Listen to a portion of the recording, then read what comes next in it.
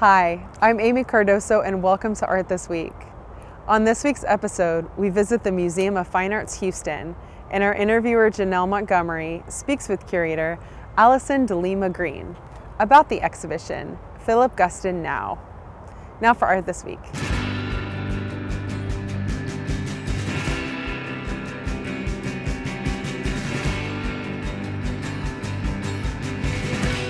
Hi, we're at the Museum of Fine Arts Houston with curator Alison de Lima Greene to talk about Guston Now.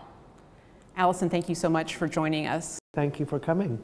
The exhibition was organized by the National Gallery in Washington, D.C., the Museum of Fine Arts Houston, the Museum of Fine Arts Boston, and the Tate Modern. That kind of sized undertaking tells me that you all thought there was something very timely and relevant about Philip Guston. What motivated the exhibition? A profound love of the paintings to start with. All the curators involved with the show had a passionate interest in the artist, but we also felt, and this started 5 years ago, the show has not only been slightly delayed by outside necessity, but also every major exhibition, if you're going to do a catalog, takes time. We thought that the humanism and moral resonance of Guston spoke very powerfully to our times. And all of these institutions have deep holdings in Guston's work. We have 3 major paintings, as well as a 4th painting in the collection. We have a number of works on paper. The National Gallery has deep holdings, and the same is true of the others. And so we had a scaffolding to build on from the very beginning. And how is the show organized? We have presented it chronologically. Guston shot off very, very young. His first mature paintings, surprisingly, came when he was only 17 years old. And that was in 1930. He was born in 1913. And we carry the story all the way through to his death in 1980. You can see that he's an artist who's constantly challenging himself. There was a great book written on Guston by his friend, the art critic Dory Ashton, a number of years ago. And the working title was Yes, But, because almost like a Talmudic scholar, he always questioned himself and pushed himself further forward. He was a restless painter in many ways. One of the most fascinating early works is Bombardment, where you have an unusual composition for Guston, but also for really art in general.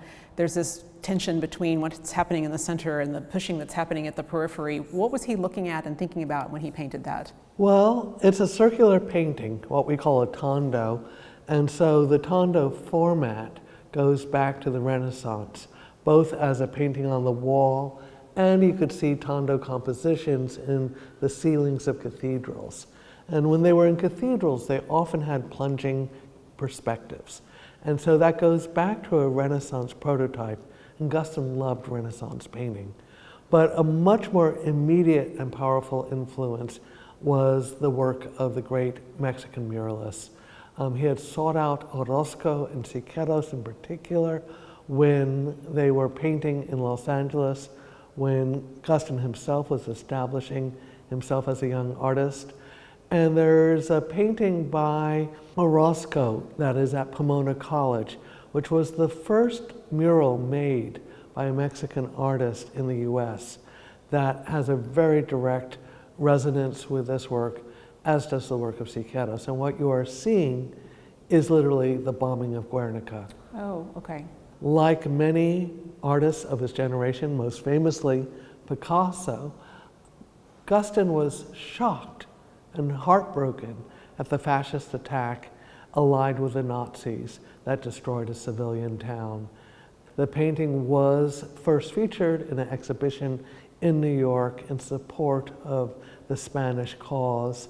And there's a wonderful anecdote. The original painting was framed in a steel girder, And Guston rolled it down the street to get it to the exhibition. That's great. I can see it happening now. No, right now it was actually white glove delivery Yes. service, very carefully reframed for this special exhibition by Philadelphia, which generously lent the painting to us. It is really stunningly emotional. Yeah, it's one of the painting. first ones you walk in, and we wanted to use that painting to set the tone that Guston, while often a master of his medium, as you can see in this room of abstract paintings, began and ended his career with a commitment to life as it is lived and the moral dimension of political events around us. So another fairly early work, If This Be Not I, is in some ways more legible than bombardment. It's a more traditional composition, horizontal composition. But embedded in there are a lot of symbols that come to mean a lot throughout Guston's career, like the light bulb and the masks. What's he starting to think about with these? Well, the light bulb and the mask actually began to make an appearance in his work quite early on. You find them appearing in some of his student works even. The light bulb goes back to when he was a child, long before Harry Potter did this. He commandeered a family closet as his private space, and he would draw in there, and he actually studied cartooning as a child. The closet was illuminated by a single light bulb. And so, yes, the light bulb in cartooning and in popular culture means idea. And Guston uses it for that, and the more general idea of illumination. Mm-hmm. But I think it also began to symbolize for him a place of refuge. In If This Be Not I, the light bulb is burned out. Mm-hmm. It lies on the ground next to a dead child cast off, who is clad in the striped pajamas of the death camps of the Nazi concentration camps. Because this is 1945. Exactly, and it was just when the full extent of the horrors of Bergen-Belsen, Auschwitz, and the other death camps were being revealed to the world at large.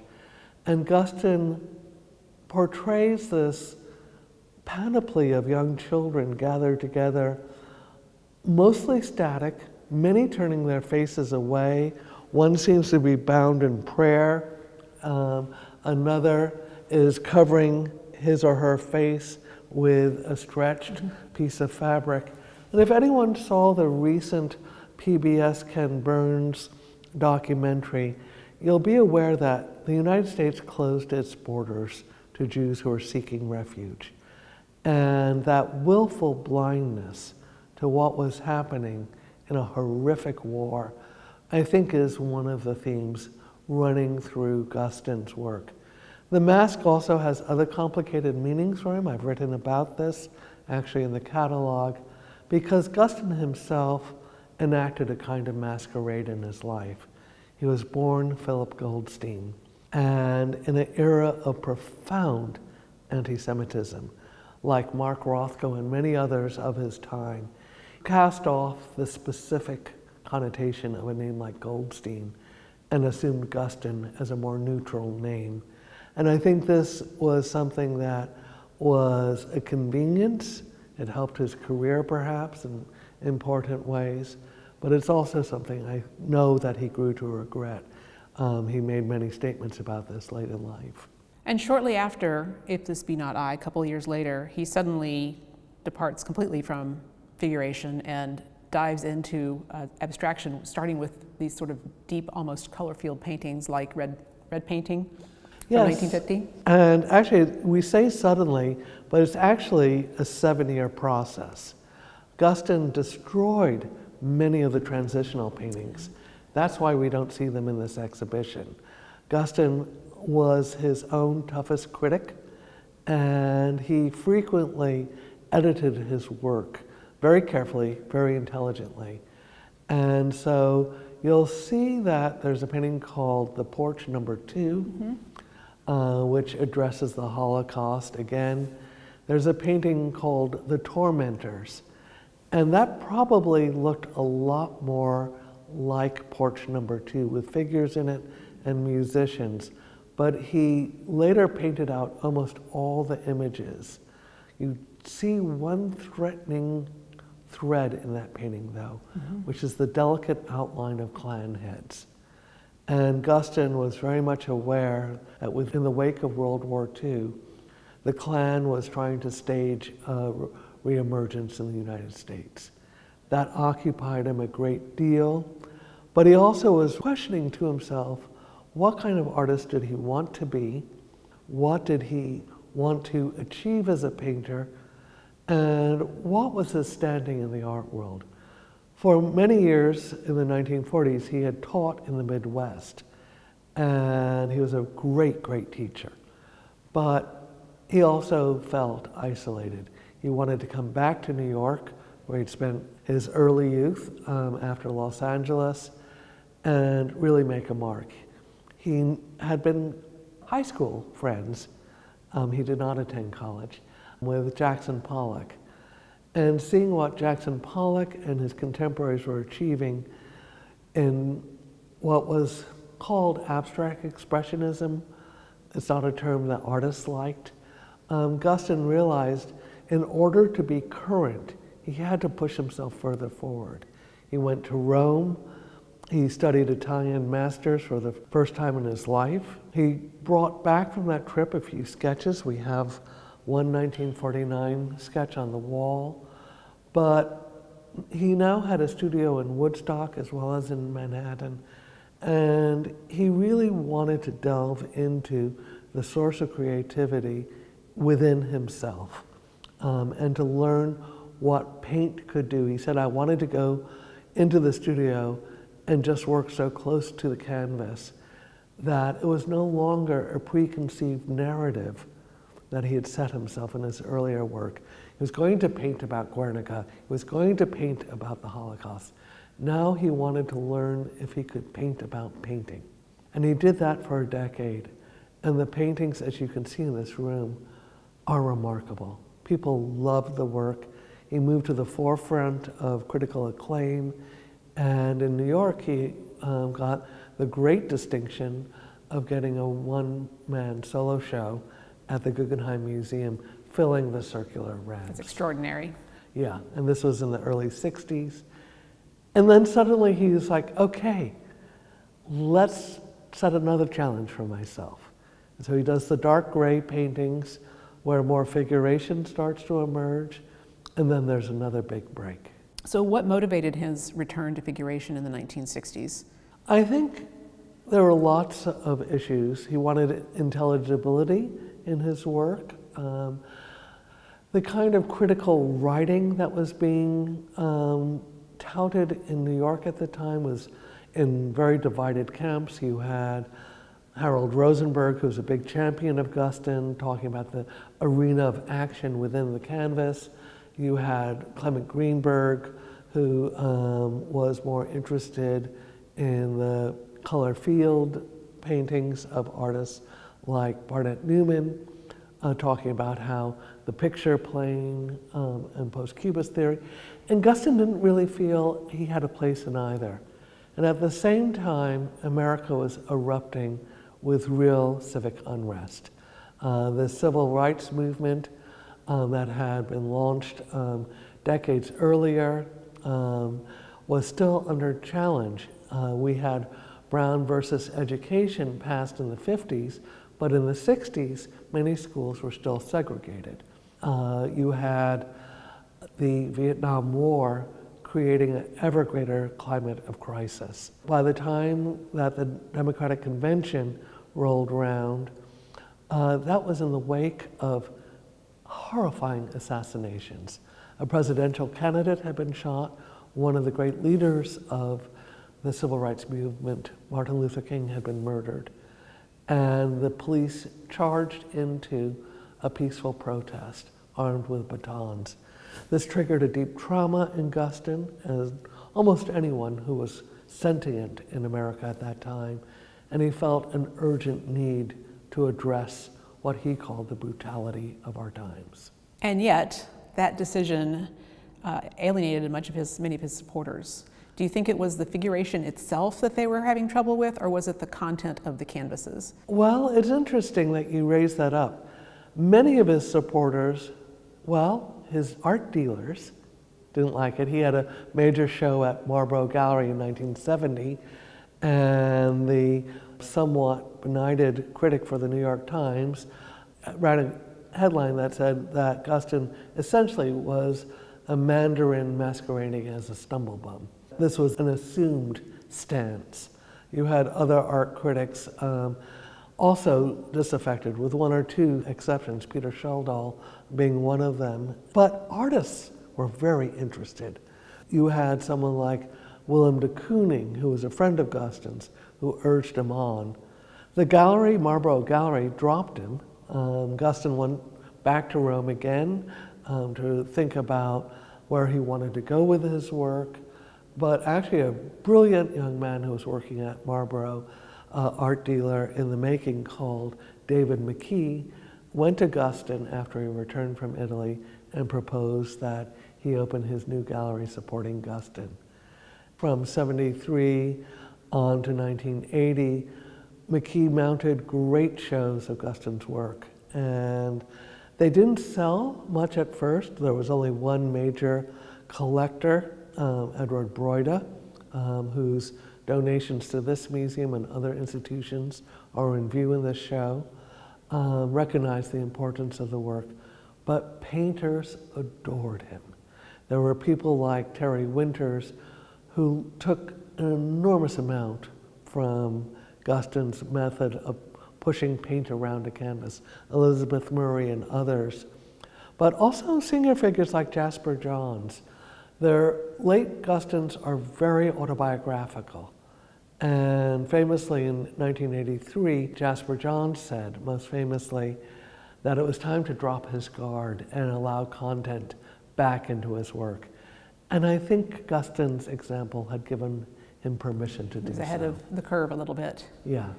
Well, interesting you mentioned the autobiographical nature of his later works. I was thinking about painting, smoking, eating. And Yes. It's like a juxtaposition of the id, the ego, and the superego. And the ego is lying flat on his back in the bed. And all this other stuff has sort of taken over his life. Well, it's interesting. What we haven't touched on, and I should mention, in the 1968-69 paintings, he allowed the Klansmen back into his work. And it is a troubling image for us now. And it was a troubling image then, but strangely, people did not discuss the Klan imagery in the 60s. They got caught up in the, is it abstract or is it figurative conversation. He very quickly learned that while the Klansman was a great figure for discussing systemic racism in his work, he stepped away from that Klan imagery and turned on himself and his wife Musa to speak to the human condition as he was aging as an artist. And eating, smoking, Painting, painting, smoking, thank eating. you. Yes, I think that's the right order. One of the details that I just love is he's lying in bed. On his belly is balanced a plate of French fries drenched in ketchup. You know, and the background is full of studio details.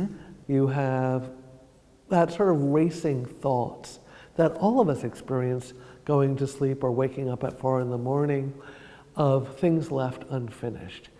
And I think there's a psychological depth that emerges in the late works that is so powerful. Among which is Ladder, which is one of the most powerful works in the show. That's a painting that I didn't think I understood until I looked at it for a long time. I looked at it in reproduction, I'd known it from before. I saw it in Boston when the show opened there, and I had this completely rogue idea, which is the ladder imagery appears in Guston's work from the beginning. There's lost paintings from when he was a teenager with a ladder in it. And of course, it's a very easy, simple perspectival device. It also has iconographic meaning. In the Old Testament, Jacob's ladder as a step to, you know, illumination and transfiguration. You have the ladder that Joseph of Arimathea held at the deposition. But what you see in this painting is the ladder with a pair of legs entwined in it. And then at the top is this little half-moon form, which was Guston's cipher for his wife, Musa, who had stood by him for decades. Guston had fallen in love with Musa McKim when he was still a teenager. They met in arts classes. And as a poet, she had been very instrumental to his titling, his thinking about art, as well as a life companion. And I can't help but think of the latter as almost an image of Guston as Romeo, trying to climb a wall to reach his eternal beloved. That's so beautiful. And so there's a tenderness in Guston that is unforgettable. And then I do have a little bit of boasting rights I want to share Please. with you. I got to meet Guston in 1974. Oh, great. My father was one of his students, so I tagged along for a studio visit and saw the great mid-70s paintings at that time. And I went to every show that David McKee ever mounted and exhibitions that have been at Hauser and Worth's and other places since. He was immensely kind to me. He answered questions when I was a student. He let me write about him. Anyone who ever studied with him knows he was a great teacher, and we still learn lessons from his art. Now, was there anything that we didn't talk about that you wanted to discuss? I would just add that I have enormous gratitude to the curatorial team. I was fantastically lucky to work with Harry Cooper, Kate Neeson, and Mike Wellen, who's taken over the project now for the Tate Modern, and Mark Godfrey, who did important research and good catalog essay at the beginning. And huge thanks to the directors who stood by this show. Mm-hmm. There was a lot of discussion early on, some of it not quite well-founded, that the show might be canceled. That was never our intent. But during COVID, the delay was necessary.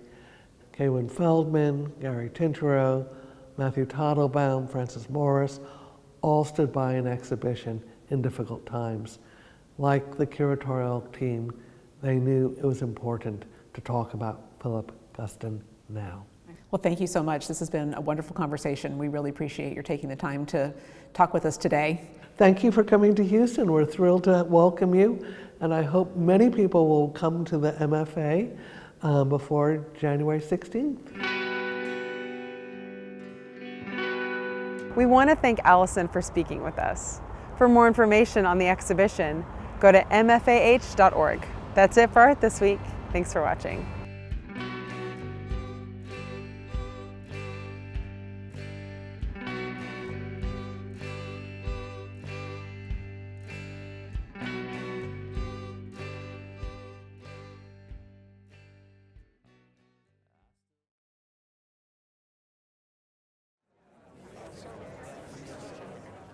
Find all of our videos and sign up for our newsletter at artthisweek.com. Follow us on Facebook, Instagram, YouTube, and Twitter.